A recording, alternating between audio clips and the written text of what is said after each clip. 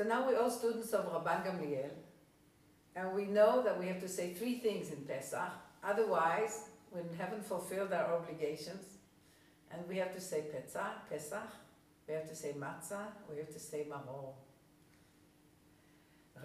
רבן גמליאל היה אומר, כל שלא אמר 3 דברים אלו בפסח, לא יצא ידי חובתו, ואלו הם פסח, מצה ומרור.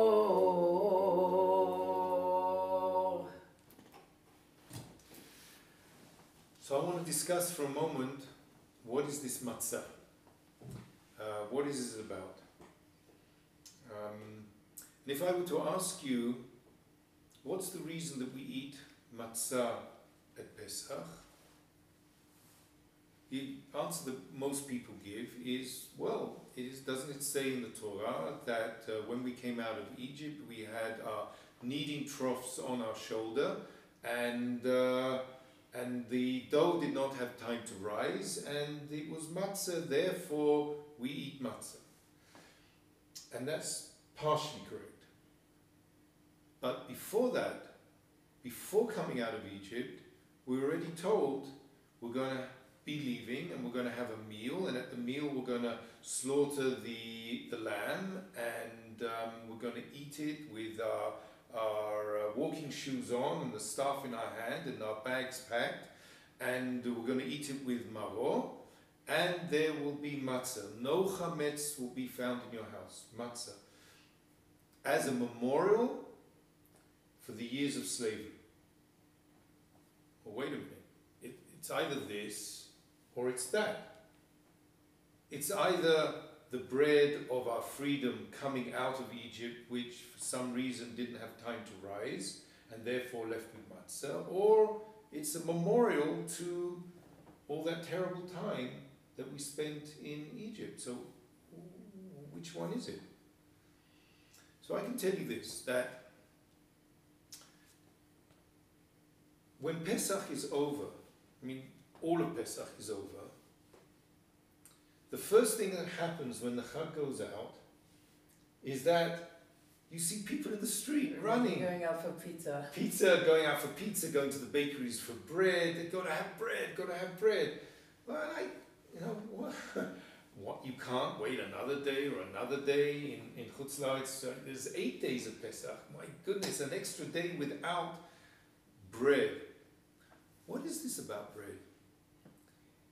If I were to go to my local makolet store at 8 o'clock in the morning the day after Pesach, 8 o'clock, and ask for bread, he'd look at me like I'm crazy. It's all gone. Right. Like the shelves are all bare, like everyone was already there. Like, so bread is the food of free men and women. That's what it is. Like, you have time for it to rise, you work on it, you cover it, we know that it mustn't be disturbed, you disturb it, it falls flat. It's a luxury item, and that's what we wanted to symbolize our leaving slavery. We prepared the dough, and then we put it on our shoulders, covered it with a cloth, so that the first stop after leaving Egypt, we could then put it into an oven and enjoy bread, the bread of freedom. And what happened? Matzah. Like, you know how disappointing, you know what would it be like if I went the day after Pesach to the supermarket and they would say, oh no bread, just matzah. There would be riots here. So what's going on?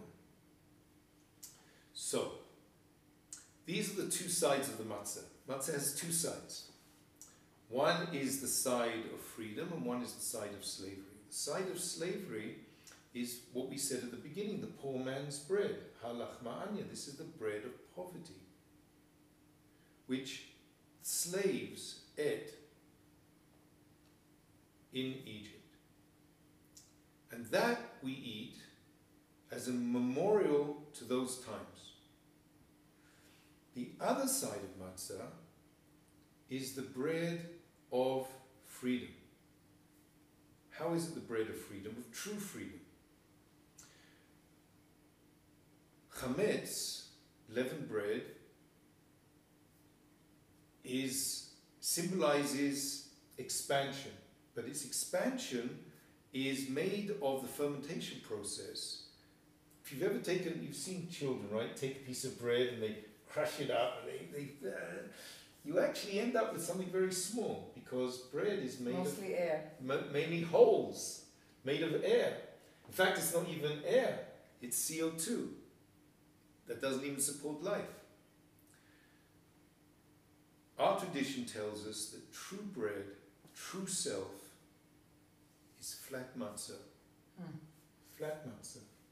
No more than 18 minutes between the mixing of the flour and the water into the oven and out. 18 is chai. This is life. This is the bread of life. Let's go. So I would like to suggest that you would read why Pesach, why Matzah, why Maror in English. For what reason did our ancestors eat the paschal lamb sacrifice at the time when the Holy Temple was a reality? For the reason that the Holy One, blessed be He, passed over our ancestors' houses in Mitzrayim, as it says, and you shall tell your descendants that it is the passing over sacrifice to the Lord, who passed over the houses of the children of Israel in Mitzrayim when He afflicted Mitzrayim. But our houses were spared. And when the people heard this, they bowed and prostrated themselves in worship. For what reason do we eat this matzah? For the reason that there wasn't enough time for the dough of our ancestors to leaven before the King of Kings, blessed be He, revealed Himself to them and to deliver them, as it says, and they baked from the dough that they had brought with them out of Mitzrayim, unleavened cakes, since the dough had not leavened, because they were driven out of Mitzrayim, and they couldn't delay, nor could they prepare provisions for themselves. And for what reason do we eat the maror?